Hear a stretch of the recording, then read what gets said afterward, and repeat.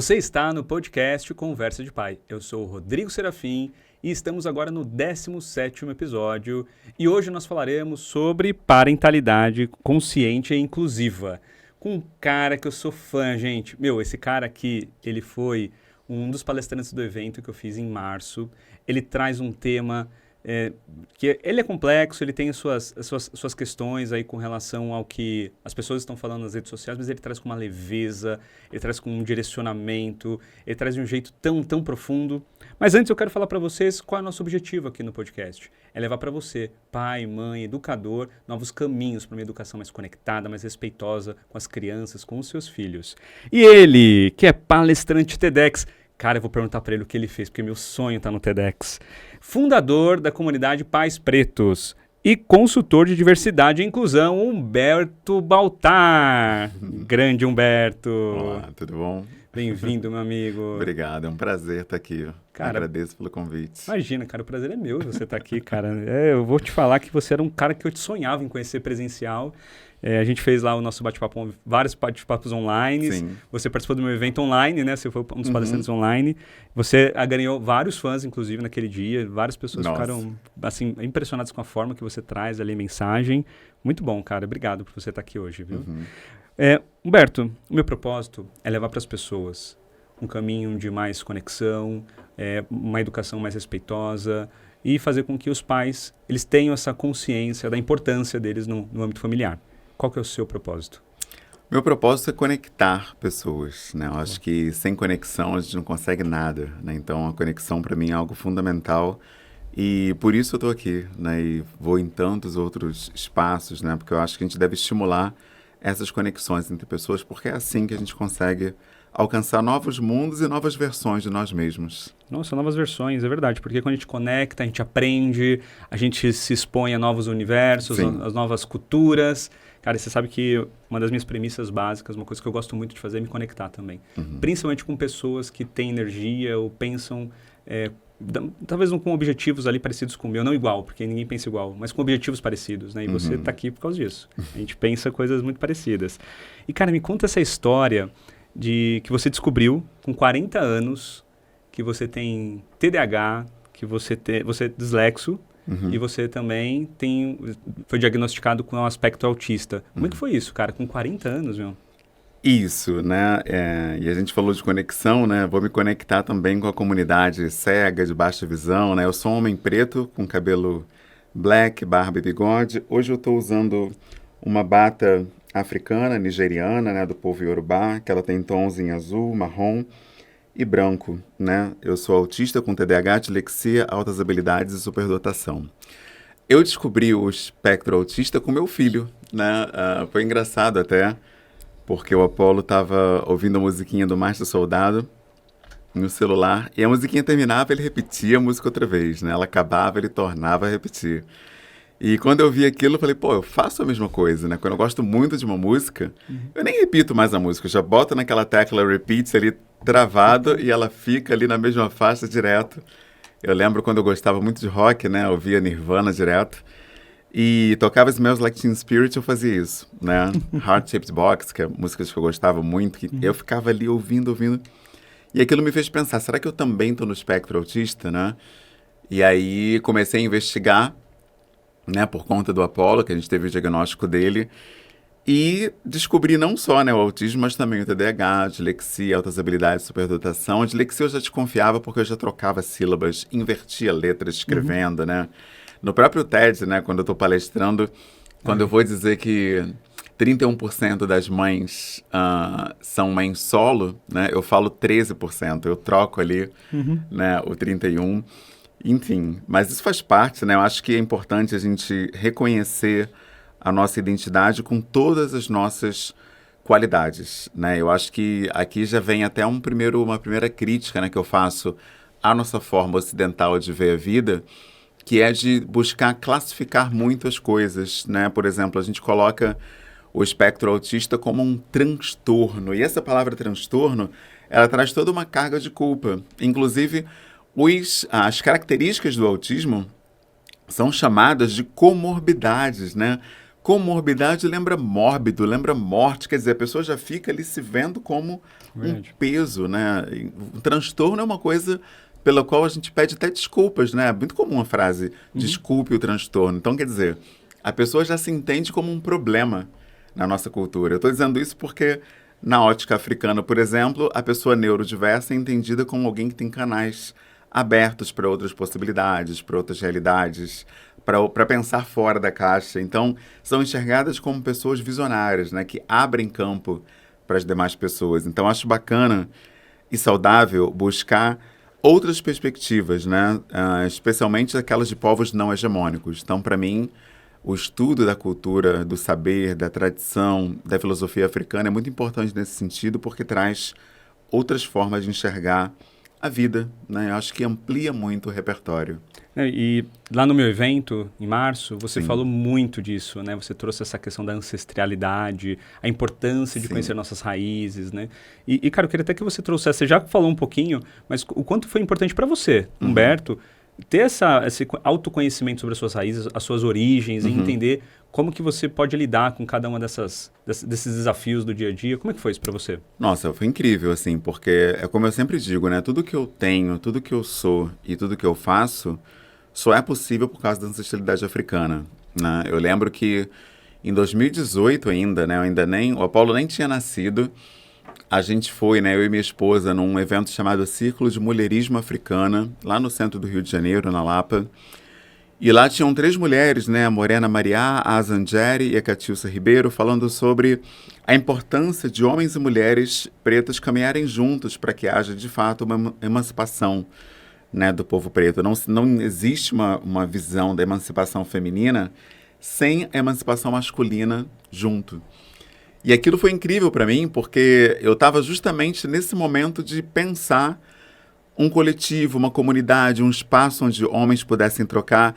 E ouvir aquilo me fez entender que as mulheres precisavam estar junto com a gente. Então, quando eu tive esse ímpeto, né, da criação do coletivo Pais Pretos, a presença da mulher já era algo muito forte, né? Eu queria saber como é que eu ia introduzir também uma frente feminina, mas como eu sou homem, eu não poderia ser, né, a liderança, né, nesse sentido. E foi muito bacana porque foi algo orgânico.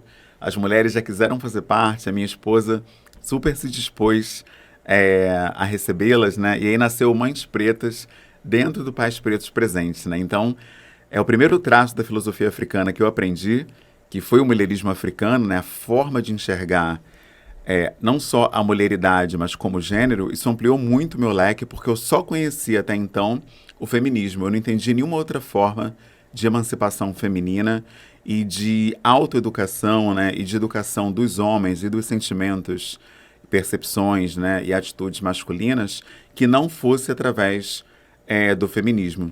E aí, qual é a diferença, né? O mulherismo africano, ele se propõe a romper com valores da branquitude, valores coloniais, valores ocidentais, que muitas vezes são discriminatórios, opressores, invisibilizantes, né, para subjetividades que não são da pessoa branca. Então, traz um repertório muito maior, né, para a gente poder enxergar nossas famílias e Uhum. possibilidades de ser. Então, o mulherismo africano foi meu ponto de partida. E é legal a gente entender tudo isso, né? Eu gosto muito de entender a história e por que as coisas são do jeito que são. Sim, E no nosso conversa offline, a gente estava conversando agora há pouco, você falou um pouquinho sobre essa questão do Brasil colonial, do que isso traz com relação até a forma que nós lidamos com a diversidade, com o que é diferente, ou o que melhor, o que nós achamos que é diferente daquilo que a gente já vivencia. Cara, sim, vamos falar de novo sobre isso, cara? O que sim. você acha? Conta pra gente, conta pra mim, na verdade, Uhum. né? Como que você acha? Por que você acha que nós temos essa dificuldade de aceitar o que é diferente?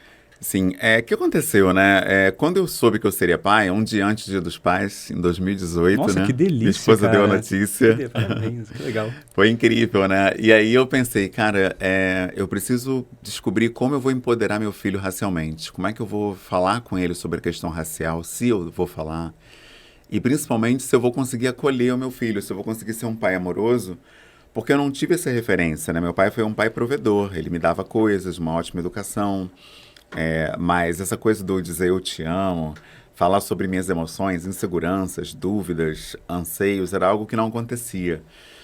E aí eu pensei, então vou procurar grupos de homens e de pais para aprender a paternar, né? Só que 2018 era um ano eleitoral. Então, toda vez que eu chegava num grupo de paternidade ou masculinidade e falava da questão racial, eu era tratado como vitimista, mimizento, né? Porque diziam que isso era uma pauta da esquerda, comunista, enfim. E até memes racistas, né? Eu recebi em vários desses grupos. Então, eu entendi que era preciso um espaço de pessoas pretas, né? Com pessoas pretas. E assim, eu perguntei nas redes sociais quem conhecia um pai preto presente para me apresentar. Vários pais deram a ideia de a gente criar um grupo e nasceu o coletivo Pais Pretos assim. Só que, naquela época, eu entendi que bastava a gente estar junto, que a gente já teria um coletivo preto, Ubuntu, todo mundo ia dar as mãos. E não foi o que aconteceu. Teve muita desavença, discórdia, as pessoas competindo por quem sabia mais, quem era mais. E eu percebi que era preciso uma educação das relações étnico-raciais, mesmo entre pessoas pretas, para que elas entendessem que existem já mecanismos para isso, chamados tecnologias ancestrais. Ubuntu é um exemplo, o Moja, que quer dizer unidade, unidade na família, unidade na comunidade, unidade com ancestralidade e unidade também do povo, né? E esses são valores que não são passados aqui no Brasil. Então, a pessoa preta entende que ela é brasileira e ponto. Ela não tem conexão com a ancestralidade africana. E nessa perspectiva, ela não vê razão por que procurar outras pessoas pretas, por que se unir a outras pessoas pretas. Ela nem entende que ela vem de uma etnia africana, né? E daí o fato dela se ver como brasileira. Só que quando a gente estuda história, a gente percebe que um brasileiro se vê como um preto, se vê como brasileiro, ou, enfim, norte-americano, ou se vê como qualquer outra nacionalidade, se deve apenas ao lugar onde aquele navio negreiro parou. Essa é a questão, né? Então, e aí eu percebi que era preciso a gente falar dessa educação racial, falar de quem nós somos, porque a gente aprende na colonialidade, nessa realidade colonial do Brasil, a entender que o diferente é um problema, é um risco, né, uma ameaça. Então, você vê, né, os indígenas receberam de braços abertos os portugueses aqui em 1500. Na África foi a mesma coisa, né? Os africanos receberam também os europeus e olha no que deu, né? Foram explorados, escravizados, enfim, dizimados. Então, a gente aprende que é preciso um cuidado, né, para lidar com o diferente, porque no passado a gente recebeu de mãos dadas e deu ruim, né? Deu um problema. E aí a gente traz isso para nossas relações, mesmo entre pessoas negras. Então, a gente entendeu que era preciso uma centralidade da ancestralidade africana nas nossas discussões para que a gente redescobrisse, né, esse pertencimento nosso. E essa é uma base do coletivo. Então, nossa missão, visão e valores é justamente Ubuntu, Umoja e Sankofa. Então, a visão é Umoja, que é essa ideia de uma unidade entre todas as pessoas, em que elas entendam que os desafios que elas atravessam são semelhantes e, por isso, precisam caminhar juntas. A missão é Ubuntu, né? Eu realmente tomar para mim as dores do outro e que as minhas vitórias sejam também vitórias dos outros, né? E o valor central é Sankofa. O que é Sankofa? É eu olhar para trás, para a ancestralidade, para todo o berço civilizatório africano e aprender com essas tecnologias ancestrais a viver melhor no futuro, né? Então, baseado nesses princípios, a gente faz todos os nossos repertórios, trocas, enfim, toda a nossa vivência, né, com as famílias do coletivo. Não, e você falou nomes que eu tentei anotar e provavelmente eu anotei errado. E, bom, gente, para quem anotou errado também, a gente vai fazer o seguinte, a gente vai deixar um QR Code, vai passar durante o nosso episódio, para ajudar vocês a pegarem esse conteúdo que o Humberto já falou aqui, para que vocês consigam acessar de forma mais fácil. Então vai ter lá e-book, né, Humberto? Vai ter um material bem legal para o pessoal. E eu vou deixar também o link na descrição do vídeo aqui no YouTube. Tá? Então, para quem tiver curiosidade e entender um pouquinho mais, se aprofundar, olha lá o material. Esse material que o Humberto ele disponibilizou no evento também para o pessoal, com QR Code. E é muito bonito ver você falando de toda essa conexão. Isso demonstra o quanto você realmente está dentro daquilo que você pertenceu, no passado talvez ali com seus ancestrais, e hoje trazendo, como você falou, tecnologias ancestrais. Exato. Né? E, cara, é muito legal isso. Porque quando você entende a sua origem, você consegue mudar talvez o presente, mudar o futuro, você consegue mudar. Perfeito. Eu vi um cientista da computação falando como eles chegaram no chat GPT-4 e 5. E ele disse que isso só foi possível porque desenvolveram um algoritmo capaz de ler o repertório que ele já tinha e, a partir desse repertório, prever os próximos termos e identificar o futuro. E só com esse algoritmo foi possível você perguntar hoje, né, algo ao ChatGPT e ele responder quase que instantaneamente ali um caminhão de texto, né?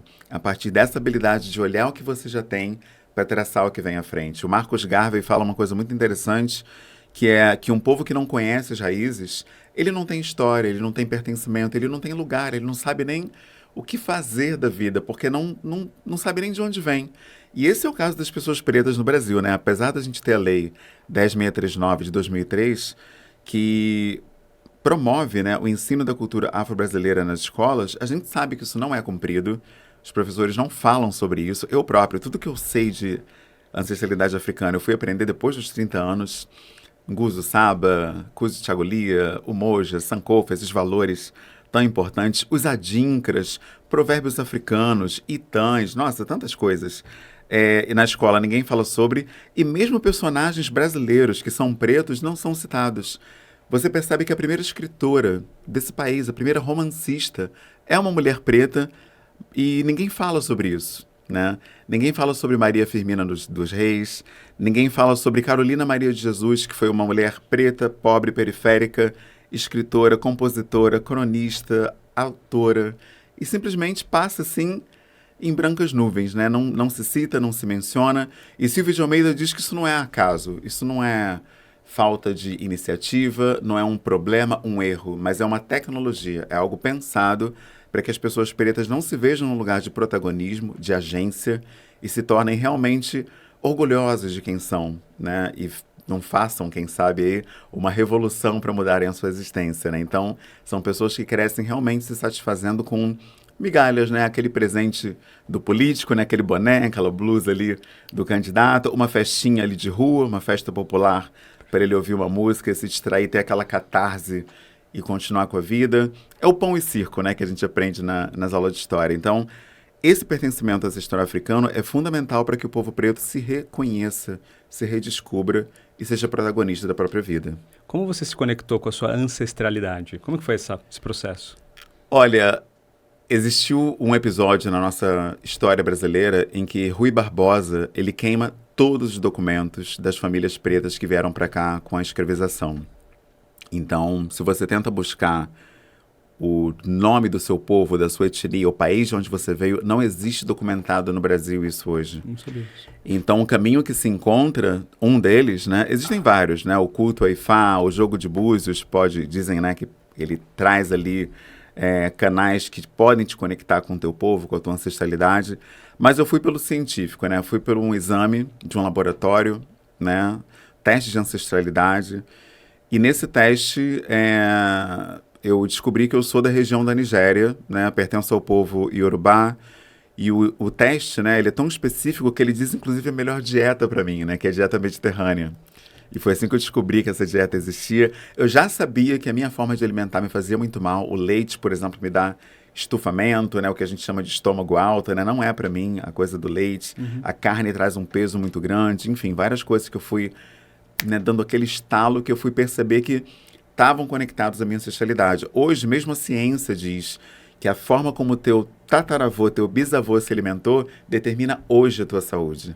Então é preciso conhecer isso, a tua ancestralidade, para entender qual alimentação é melhor, que tipo de prática esportiva faz mais sentido para você, quais hábitos alimentares, quais hábitos até mesmo de vida, né, estão mais conectados com a sua origem. Vou dar um exemplo.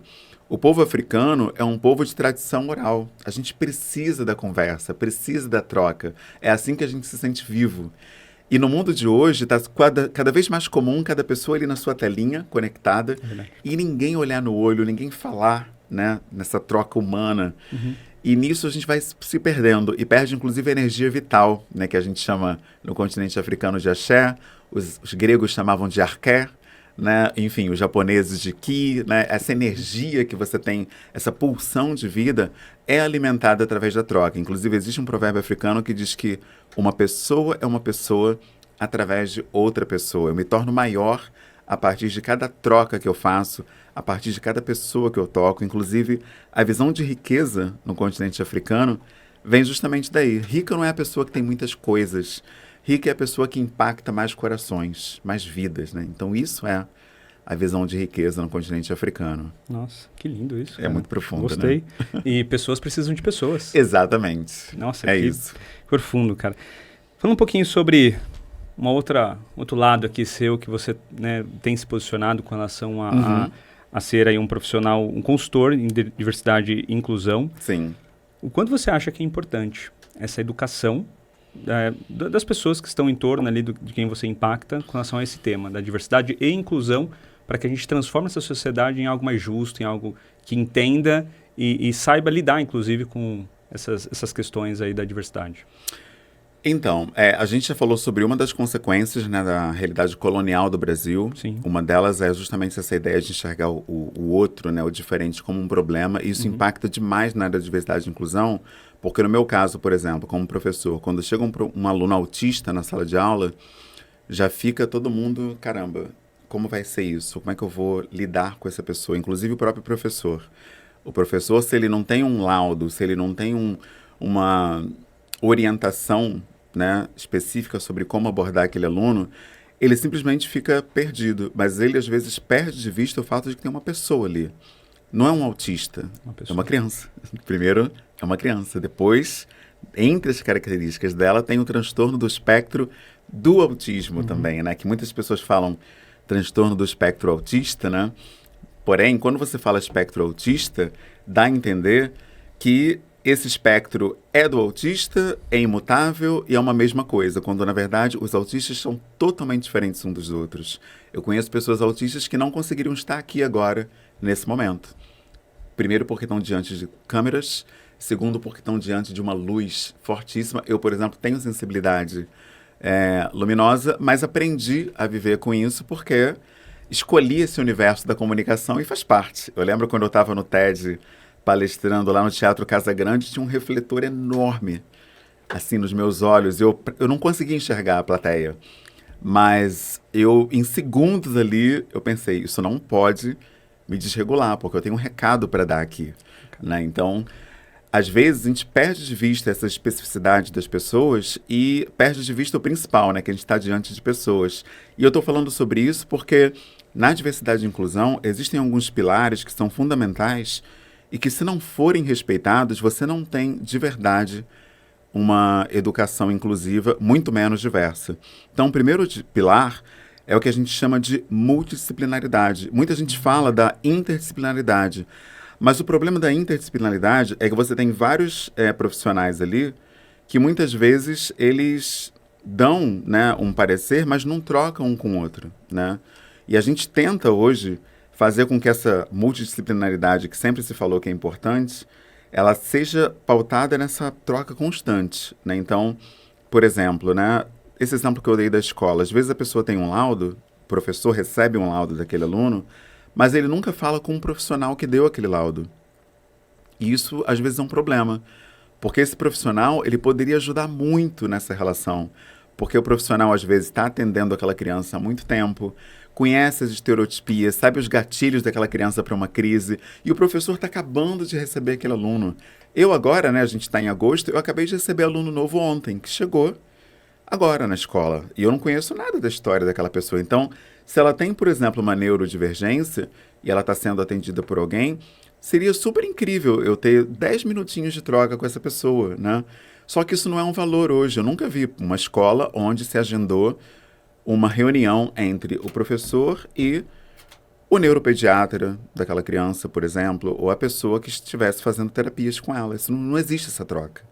E esse fato de não existir faz com que esse professor muitas vezes caia nesse lugar de, caramba, estou lidando com o outro, o diferente, o desconhecido. E isso cria uma barreira ali, que impede muitas vezes esse professor de enxergar essa criança como uma criança. E nas empresas não é diferente. Chega um colaborador autista, a pessoa primeiro vem com todas as informações que o senso comum já deu para ela. Que informações são essas? Autista vive no mundo da lua, não se comunica, não tem empatia, não expressa as emoções, não sabe se expressar verbalmente, não consegue ler gestos, expressões faciais, né? Tudo isso você vai encontrar no Google facilmente se você colocar lá traços do autismo. Então, a pessoa vê um autista e imediatamente faz igual aquele filme do Terminator, né? Exterminador do Futuro, que ele vê uma pessoa, começa a aparecer um diagrama ali com tudo, toda a ficha corrida da pessoa. A gente faz isso sem perceber quando enxerga alguém. E quando a gente vê alguém com TDAH, dislexia, autossabilidade e superdotação, como é o meu caso, ou alguém com Down, uma pessoa que tem, não sei, fibromialgia, qualquer outra questão, a gente tende a primeiro ver as características daquela deficiência, condição ou neurodivergência para depois enxergar a pessoa, quando na verdade o ser devia vir primeiro. Porque se você primeiro enxerga o ser, você já está acolhendo. O acolhimento vem antes. Agora, como a gente fica dependendo de um laudo para acolher, a criança tem como primeiro percepção quando chega num espaço de educação o estranhamento, porque ela vê nos olhos o estranhamento do professor. Assim como o colaborador neurodiverso, quando chega numa empresa, a primeira coisa que ele percebe é o estranhamento. Eu vou dizer uma coisa que ninguém fala, mas existe uma característica comum entre o autismo, o TDAH, as altas habilidades de superdotação. É que os três têm uma fixação por padrões. É uma coisa assim que não é da gente, não é proposital, mas a gente, sem perceber, quando viu, já foi. E a gente leva segundos para perceber que uma pessoa está desconfortável, perdida, desconcertada sobre como lidar com a gente. E uma criança que já percebeu e nem sabe lidar como isso, imagina como fica Ele vai pensar, a né? cabeça dela, né? E eu tenho lido estudos recentes que dizem, inclusive, que essa criança passa a se sentir responsável pelo que está acontecendo. Por quê? Porque ela percebe o que ninguém percebeu em volta. Então, como ela está percebendo, ela se sente parte daquilo. Ela pensa assim, cara, eu sou parte desse desconforto dessa professora. O que eu devo fazer para ela se sentir mais confortável aqui? Isso já gera uma ansiedade nela. E muitas vezes ela vai se desregular ali por causa da desregulação emocional da professora que não sabe acolher. Que loucura, Olha que né? loucura, cara, para uma criança de 6 anos que acabou de chegar numa sala de aula. E não é diferente para esse colaborador adulto também. O cara autista chega ali para trabalhar, ou com TDAH, qualquer outra coisa, um cadeirante, se ele, gay, né, a galera LGBT percebeu esse desconforto, eles já ficam assim, cara, não tô acolhido aqui. Não tô acolhido. Né? E muitas pessoas, principalmente quando não tem letramento, elas ficam, o que eu tenho que fazer para tornar esse ambiente mais leve? Porque tá um peso aqui pela minha presença. Olha que loucura. Olha o peso que é colocado na criança. Exato. A criança se sente responsável por tornar aquele Uau. ambiente leve. Porque ela acha que ela é um problema. Mas isso não é culpa dela. Sim. O neoliberalismo, né, que é essa visão hoje econômica que a gente tem, tende a mirar muito nas soluções, né, resolver problemas. Só que existem dinâmicas que não são problema-solução. Sala de aula é um exemplo. Sala de aula primeiro, não é problema, é questão ou desafio, relação. Como através da relação eu vou minimizar as dificuldades que surgem através daquele novo cenário. Então, é pelo relacionamento que você vai mitigando, minimizando, até que você elimine, né, barreiras que existem ali entre as pessoas. Então, essa leitura, eu diria, prescritiva neoliberal não funciona nem para educação parental, nem para educação escolar e muito menos para educação corporativa. O que funciona é a perspectiva relacional, né, do relacionamento. Então, não é sobre resolver problemas, mas se relacionar. Então, esse pilar da interdisciplinaridade, ele é essencial. Sem ele, você não consegue transitar nas relações humanas. Então, foi assim que eu caí nesse mundo, né? Porque eu sou professor, nunca fui consultor, né, de diversidade e inclusão por formação, porém, várias empresas, né, a partir do momento que houve aquele assassinato terrível do George Floyd nos Estados Unidos em 2020, várias empresas se deram conta no Brasil que não havia um grupo sequer de afinidade racial. De acordo com o Instituto Ethos, apenas 9% das empresas brasileiras têm um grupo de afinidade étnico-racial. O Brasil é um país continental. Se você olhar os 91% das empresas que estão de fora, isso dá o tamanho de um país, como a Itália, por exemplo. A gente tem uma Itália que nem toca na pauta racial no Brasil, sabe? Então, a gente precisa urgentemente repensar isso, porque infelizmente nas escolas é igual. A escola não toca na pauta étnico-racial como deveria. Por quê? Porque ela toca da seguinte forma: novembro, mês da consciência negra. Isso não é letramento racial. Letramento racial é você dizer, o que são os adinkras? Que criação fantástica é essa do povo Akan de Gana, que transforma símbolos, ou melhor, conceitos muito amplos em um símbolo, ou seja, reduz, né, transforma algo que daria ali uma palestra em um único símbolo, que você olha e tem toda uma gama de valores ali por trás.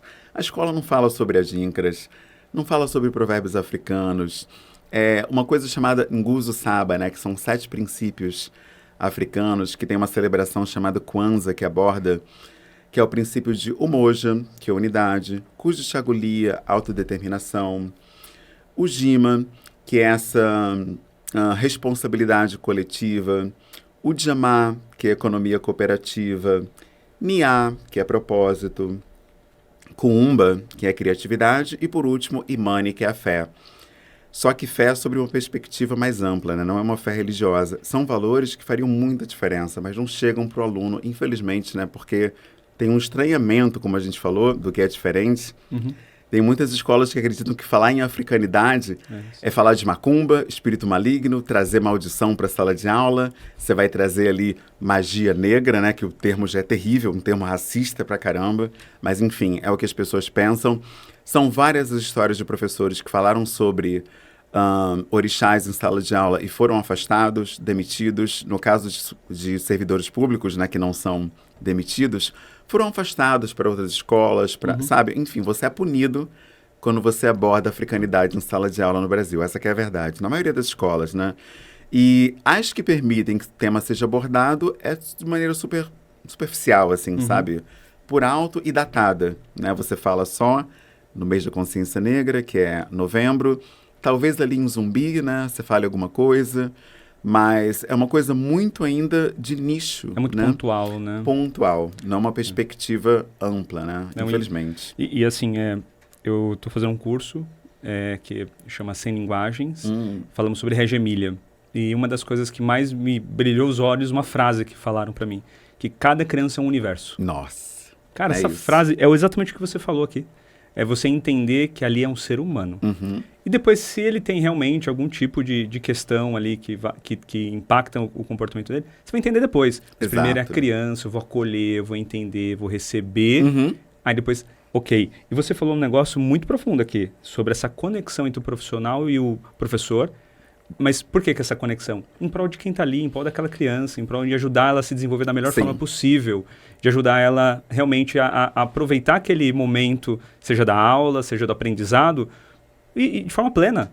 É isso que nós queremos. E quando nós falamos de educação, e quando falamos de educação também antirracista, que não falamos sobre isso offline aqui também, é muito importante conhecer essas origens, entender porque, cara, é tão lindo tudo isso que você fala, é tão lindo, e isso existe há tanto tempo, e é usado, né? Você até brincou lá no evento, você falou, gente, nós usamos isso hoje. Nós falamos, da onde veio isso?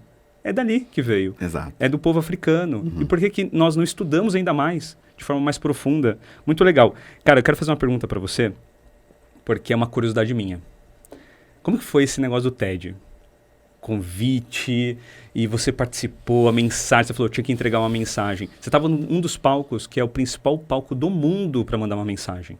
Ali, quem pisa naquele palco são os caras que são totalmente fora da curva daquilo que eles conhecem, ou daquilo que eles impactam.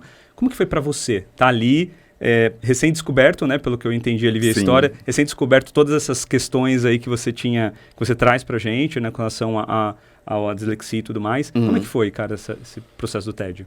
Olha, foi incrível porque a forma como chegaram a mim foi, assim, totalmente surpreendente, né? Foi pelo direct no Instagram. Nossa! Achei até que era, não foi nem indicação, que dizem que, tipo, fala com esse aqui. A própria produtora do TED, a Dani Fazi, no Rio de Janeiro, ela me procurou no direct para perguntar se eu estaria interessado em palestrar, porque o tema daquela edição era Empodere-se, era empoderamento.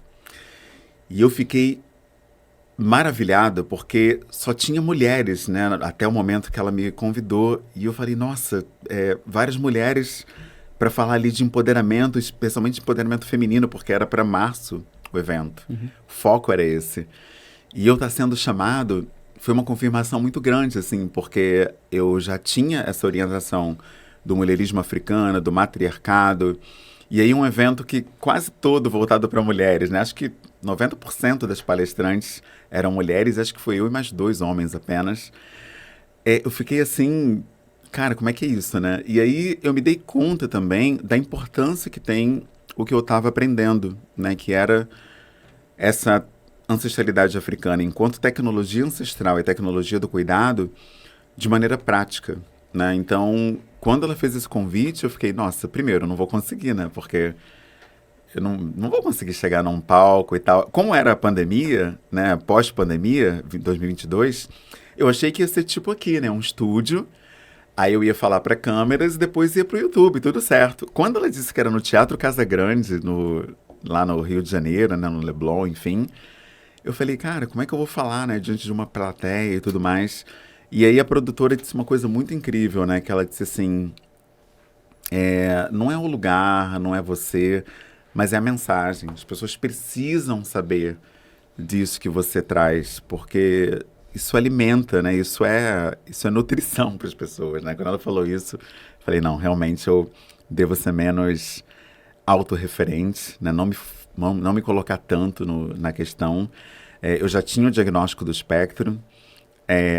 Na verdade, eu estava investigando. Eu lembro que a palestra ia ser dia 31 de março, estava agendada. O convite foi, sei lá, talvez em final de janeiro, né, para fevereiro, uma coisa assim. E o meu diagnóstico veio em março. A palestra que eu já tinha pronta, ela acabou mudando quando o diagnóstico veio, porque eu pensei, nossa, tanta coisa aconteceu no coletivo que está conectado ao diagnóstico do espectro autista que eu preciso inserir na minha fala. E aí foi aí que eu decidi falar sobre isso pela primeira vez publicamente no TED. É o primeiro lugar onde eu digo que eu sou uma pessoa autista. E foi incrível, assim, porque desde lá, desde março de 2022, não tem uma semana que eu não receba mensagens de pessoas autistas, pais de autistas, mães, famílias atípicas, querendo entender como é essa vida e como ela pode ser potencializada, porque nós que seguimos a ancestralidade africana, a gente não enxerga o autismo como um transtorno, como é colocado no Brasil, mas como uma potência. Eu chamo o autismo de uma tecnologia genética, eu não tenho dúvida disso. Por quê? Porque se não fosse o meu autismo, eu não teria hiperfoco na ancestralidade africana, em famílias, em educação. Concordo. E eu teria abandonado o barco há muito tempo. O coletivo mesmo é um exemplo. Quantas vezes o coletivo foi guiado unicamente por mim e pela minha esposa? Durante 2 anos, talvez. As lives eram nós 2 organizando, os eventos, o congresso, né, das Mães Pretas, né, a primeira edição que teve, só a gente ali. Eu fiz várias lives que era eu e a câmera e só, não tinha nem gente assistindo, né? Se hoje, né, o nosso Instagram tem 50 mil seguidores, teve a época em que tinha nenhum seguidor, né? E a gente foi, sabe? E o hiperfoco nesse ponto ajuda muito. Eu vejo muita gente falando do hiperfoco, especialmente nas redes sociais, né, esses especialistas em autismo falando em hiperfoco como um problema, mas o hiperfoco para mim é algo indispensável e eu não seria quem eu sou sem ele e o coletivo certamente não existiria, né, se não fosse esse hiperfoco. Por isso que eu considero ele uma tecnologia genética. Por quê? Porque ele jamais me permitiu soltar a mão daquilo que faz brilhar os meus olhos. E eu acho que isso é uma coisa que muita gente, pelas dores, pelos desafios, pelas dificuldades da vida, acaba deixando para trás. Uhum. E eu vejo muita gente incrível falando, poxa, eu tinha um sonho de ser isso, mas aí veio a vida, o casamento, os filhos, eu precisei ganhar mais, tive que fazer outro trabalho para fechar as contas e aí deixei de lado esse sonho, né? Tantas histórias assim que eu ouço, né? E eu vejo que poder, né, viver hoje o que eu vivo de maneira tão intensa, que é esse pertencimento ancestral africano de maneira proativa e, ao mesmo tempo, nos mais diversos espaços, né? Eu falei dos pilares, né? E só falei do interdisciplinaridade. Mas tem também outro pilar, que é a multi-educação e multiletramento. Quando a gente fala de multi-educação, educação popular, que é isso que a gente faz no coletivo, libera, né, educação parental para quem chega lá. Educação parental hoje no Brasil, infelizmente, ainda é muito elitizada. Você não faz um curso de educação parental bom por menos de R$4.000 nesse país. Se for bom mesmo, não faz. Concordo. A minha pós-graduação é R$9.000. Então, não faz, né? E a gente chega e fala sobre isso abertamente para quem está ali. Nosso público, né, normalmente é famílias pretas, mas quem chegar numa live nossa, numa masterclass, vai estar junto e vai receber o conhecimento da mesma maneira. Então, multieducação, que é educação popular, educação social, educação parental, educação corporativa, né, que eu trabalho muito, e educação das masculinidades e paternidades. Letramento, por quê? Ninguém fala hoje sobre letramento digital, mas sem letramento digital hoje você não é dono da sua vida. Isso é um fato. Se você não entende como o algoritmo opera, como o fato de você citar algo perto do teu smartphone já faz com que anúncios daquilo fica pipocando, né? Pop-up ali na sua... Você precisa saber Mas precisa disso. falar? Eu achei que era só pensar. Você Olha, só pensa e já... Meu Deus, mas eu só pensei nisso? Agora vamos dizer que é a parte teoria da conspiração do podcast, mas tem estudos norte-americanos dizendo que já está no campo do pensamento. Ah, sim. Meu Deus, que medo. Tem, a galera militar norte-americana... Então para de pensar também. É surreal. Ou coloca um capacete de alumínio. É surreal. Se alguém pesquisar aí, vai achar o que eu estou dizendo. Mas eles falam sobre isso. Então, o letramento digital hoje é essencial para que você possa viver o princípio que eu falei de Cujo-Tchagolia, que quer dizer autodeterminação. Você só consegue determinar quem você é, o que você vai fazer, como vai fazer e ter autonomia se você souber quais são as forças que te cercam, Sim. te direcionando para diferentes direções. Então, por exemplo, por que no meu Instagram não aparecem conteúdos de pessoas que falam sobre ancestralidade africana? O que acontece com esse algoritmo que ele não faz chegar para mim pessoas que estão falando da cultura africana? Tem que ter alguma coisa e eu preciso entender o que é isso. É uma forma que eu consumo aquele tipo de tecnologia. Exatamente, as pessoas precisam saber disso. Então, letramento digital é necessário. Letramento de futuros, ninguém fala sobre isso nesse país. Quando você estuda pedagogia dos sonhos, você descobre que os seus sonhos não vêm do nada. Você só sonha com aquilo que você tem repertório para sonhar. E se você não tem esse repertório, você precisa buscar. Se você não tiver repertório... Eu lembro de um discurso incrível da Viola Davis no Globo de Ouro, em que ela fala: oportunidade é o que me permitiu estar aqui, mas para eu ter essa oportunidade eu precisei sonhar. E aí ela cita um exemplo de uma atriz negra que fez Star Trek e ela assistiu quando era pequena. E ela, pô, tá vendo? Eu posso ser atriz. Tem uma atriz preta aqui. Inspiração, né? Exato. Eu lembro quando eu era pequeno, eu tive um professor de desenhos geométricos chamado Ezequiel. Quando eu vi aquele cara, foi a primeira vez que eu tive certeza que eu poderia ser um professor. Não importasse quantas pessoas me dissessem isso antes, se eu não visse aquele cara em sala, dando aula diante de todos nós, eu não acreditaria que eu poderia estar no lugar dele um dia. Então a gente precisa de repertório para sonhar, para planejar, para se ver, né, nessas possibilidades. Então, quando a gente fala de educação parental, a gente fala muito sobre isso, porque é muito comum homens pretos não se verem como pais presentes. Por quê?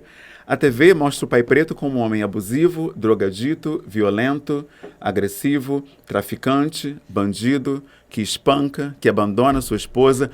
Como que um homem preto que cresce vendo novela, minissérie, TV, onde toda a subjetividade preta masculina é problemática, vai se ver nesse lugar de pai presente, de pai amoroso, de pai afetuoso, de um pai, sabe, próximo dos seus filhos?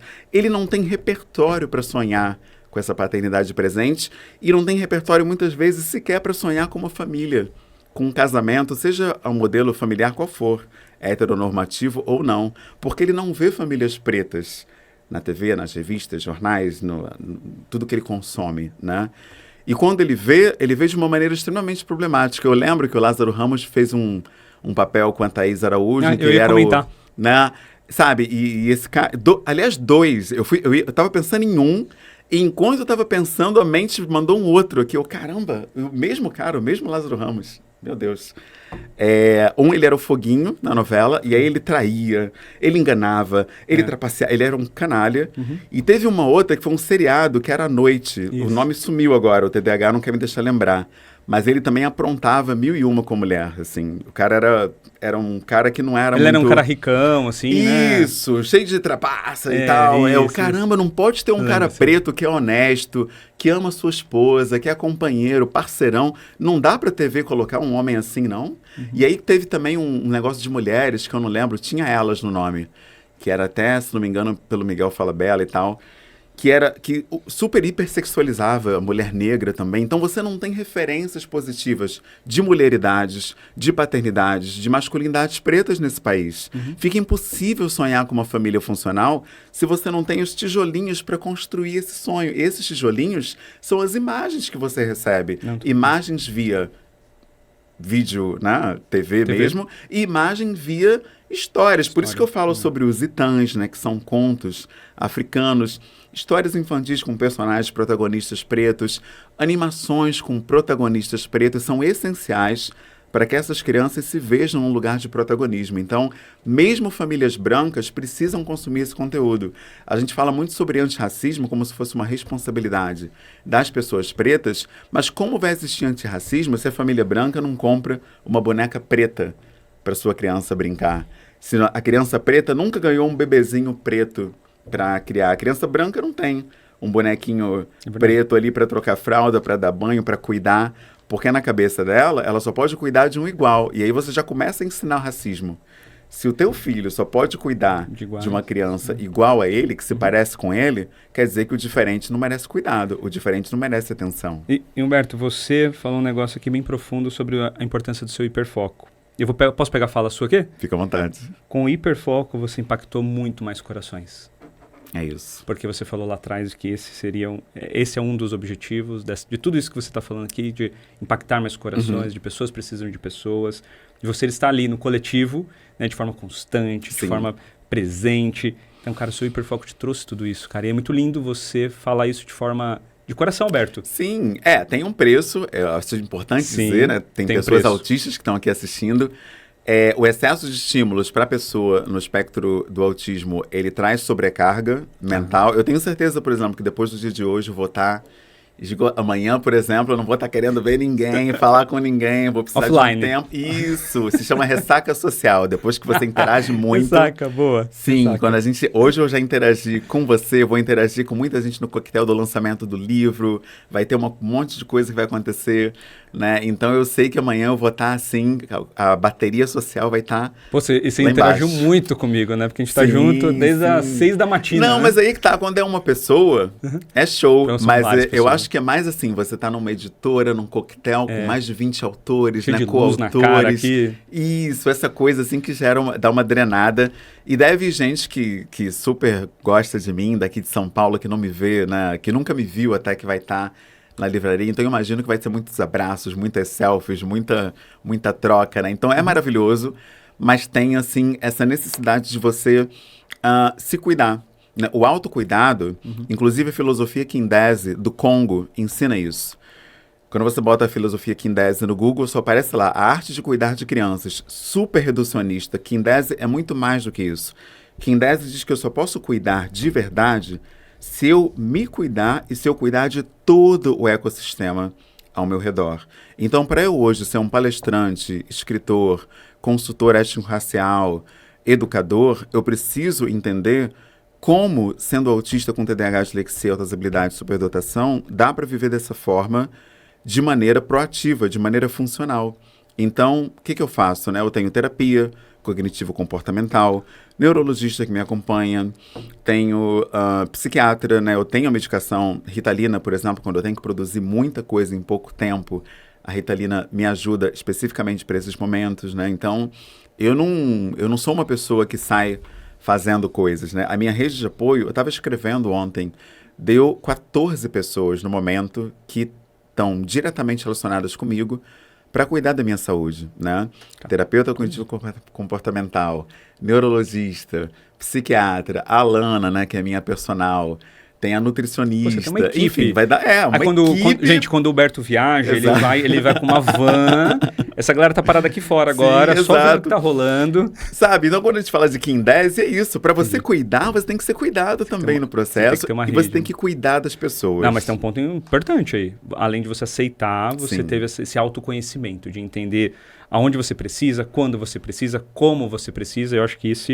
Você falou um negócio aqui, cara, deixa eu pegar o gancho, senão eu vou perder aqui. Livro? Pô, você é um pós-faceador, cara, do livro que estamos juntos também. Você é um cara duplo. Você é um pós-faceador do livro que nós estamos lançando agora, O Pai Presente. Exato. Você também é um dos coautores. Exato. Cara, conta como foi essa experiência de escrever esse livro, de participar desse processo. Olha, foi maravilhoso, porque há muito tempo eu queria fazer algo assim, né? Eu já participei de um livro chamado Seja Homem, né?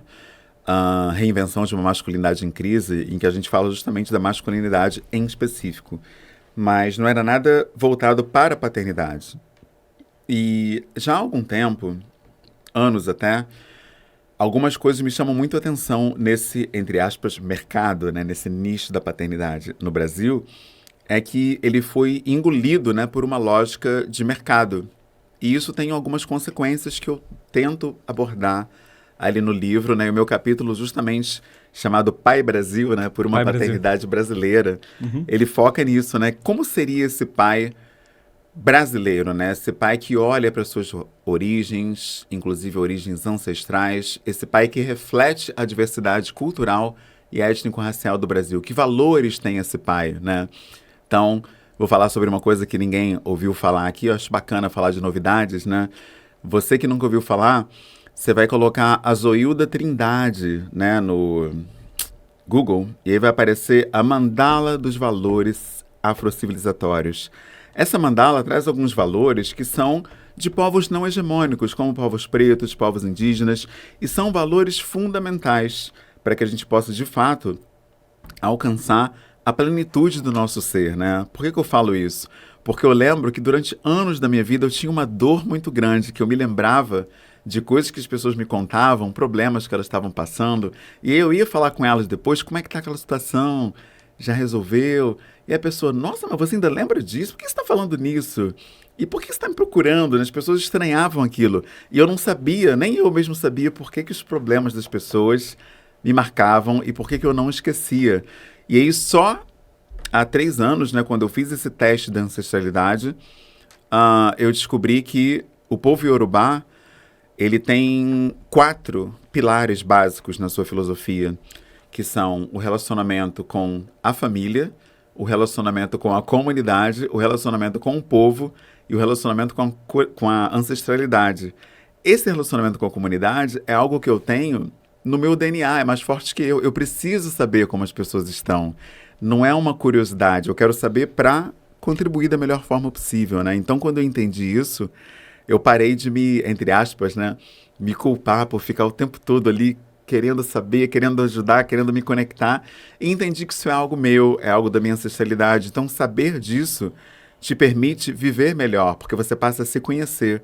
Então, essa autora incrível, a Zoilda Trindade, né, ela pega esses valores afrocivilizatórios e faz uma mandala, né, elencando esses valores para que a gente possa conhecê-los. E no capítulo Pai Presente, do Pai Presente, né, esse capítulo Pai Brasil, por uma paternidade brasileira, eu tento resgatar esses valores que vêm sendo perdidos, né, na medida em que você procura ter uma paternidade que eu diria, né, uma paternidade bem prescritiva, né, que ela quer dizer como ser um pai, né, é muito comum a gente ver isso. O pai que quer, sabe, seguir receitas prontas, né, não só para si, mas também que se apliquem aos outros, ou seja, uma paternidade universal, quando na verdade ela deve ser pluriversal, porque a gente tem diversas etnias, diversas... o Brasil é um continente, né? Você vai de uma região a outra, as pessoas falam línguas que você nem entende, falando português. Dialetos, né? É surreal, né? Então, a gente precisa respeitar a especificidade de cada povo e a gente, infelizmente, não faz isso quando traz a lógica de mercado para algo tão profundo e tão relacional que é a paternidade. Então, eu tento alertar nesse capítulo quais são esses pontos de alerta, né? Pontos de atenção que a gente deve ter em mente quando a gente busca viver uma paternidade preta, né? Ou uma paternidade indígena, uma paternidade amarela, uma paternidade neurodivergente, como a minha, né? Cadeirante, enfim. Você precisa ter esse cuidado também de se acolher no processo. Que eu conheço muita gente que faz, por exemplo, um curso de educação parental, ou disciplina positiva, criação com apego, comunicação não violenta, e não percebe que, às vezes, essas disciplinas, essas cadeiras, não olham especificidades de povos, de vivências. E aí, a pessoa, às vezes, sem perceber, se automutila para poder caber naquele conteúdo que está sendo passado ali para ela. Isso é muito sério. Isso é bem sério. E você está falando algo que, inclusive, eu posso falar com a minha experiência. Eu gosto de usar a minha experiência aqui porque eu posso usar sem problema nenhum, né? Posso usar sem dor.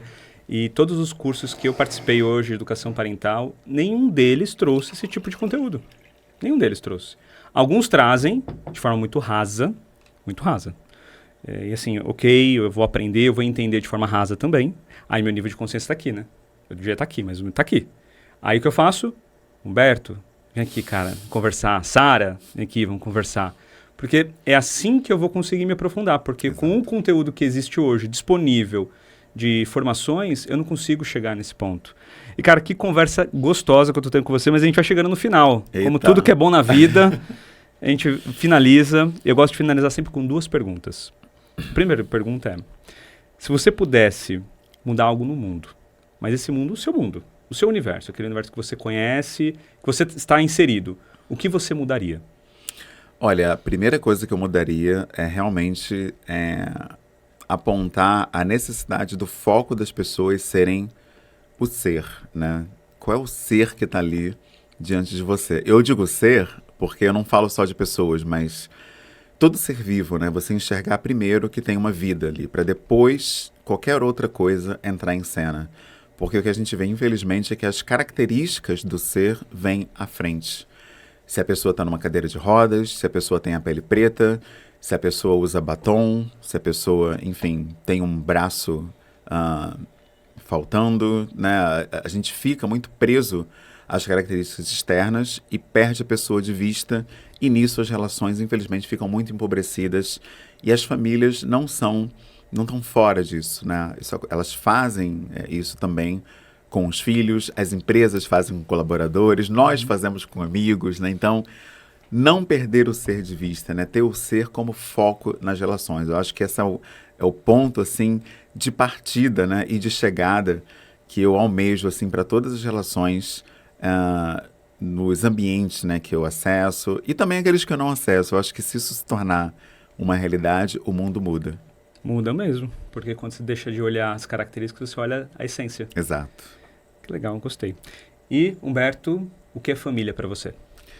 Nossa, família é como diz o provérbio, né? O provérbio diz que é preciso uma aldeia inteira, né, para criar uma criança. Então, isso é família, né? Esse provérbio me ensina que família é aldeia. A gente tem uma característica muito problemática no Brasil de enxergar como família apenas a família nuclear, que é o papai, a mamãe e o filhinho.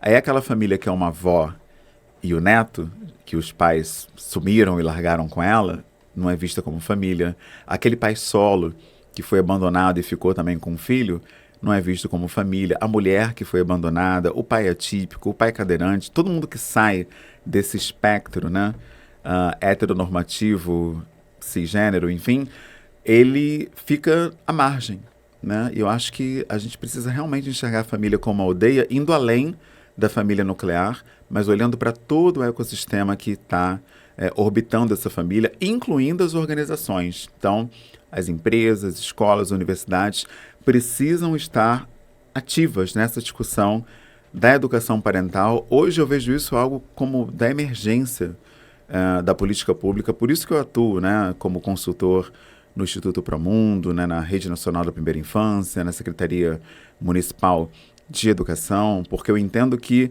se a gente não fizer essa mudança de lógica da família nuclear para a aldeia, a gente não consegue transformar esse mundo. Então que as famílias se transformem em aldeias. É isso. Boa, lindo, legal. Humberto, meu amigo, que sensacional esse bate-papo com você. Que prazer, cara, ter você aqui. Obrigado por tudo que você falou. Você deu uma aula para mim, não dá para ver que meu caderno tá acabando a bateria, mas eu escrevi demais. Você me deu uma aula, meu amigo, uma aula. E, bom, eu quero finalizar primeiro, onde as pessoas te encontram nas redes sociais? Pais Pretos, em todas as redes sociais, basta colocar Pais Pretos e a gente se encontra. Inclusive tem materiais para vocês acessarem esses conteúdos que eu falei sobre Ubuntu, Sankofa, Umoja, Imani, Cujo Thiago Lia, enfim, Adinkras também. É um conteúdo que pertence à humanidade, né? A gente sabe hoje que a humanidade começou no continente africano, então é direito de vocês acessar esse conteúdo e eu quero ser uma das pontes para isso. Contem comigo nesse sentido. Tamo junto. Tamo junto. Amigo, eu quero te entregar um presente. Opa! Uma pessoa que é fã de você. Aline, estou entregando para ele, Aline, ó, conforme prometido. Eu estou num projeto lindo, junto com a Aline Caldas, junto com a Marina Valverde, são minhas sócias nesse projeto. Nós estamos montando uma plataforma de ensino. Nossa. E a Aline escreveu esse livro. São poemas, são poesias para conectar os pais com os filhos. Maravilhoso. E são poemas maravilhosos. As minhas filhas adoram, porque as páginas são coloridas, mas também são textos muito gostosos para ler com as crianças. Legal. O Apolo vai adorar, eu tenho certeza. Nossa, obrigado pelo carinho, Aline. Já estou apaixonado aqui, que o Apolo é um menino das artes. Assim, ele adora ouvir contos, poemas, ilustrações. Nossa, ele vai ficar apaixonado. A Aline também é a nossa menina das artes. Que legal. Nossa. Humberto, meu amigo, obrigado, junto, cara. Tamo junto demais, Valeu. cara. Obrigado. E é isso aí. Bom, gente, ficamos por aqui. Terminamos o 17º episódio do podcast Conversa de Pai. Obrigado por você que ficou até aqui, até o final, com a gente, pegando todo esse conteúdo. O Humberto, fantástico, iluminou a nossa vida, colocou luz aqui nessa nossa bate-papo. E espero você. Daqui uma semana tem mais.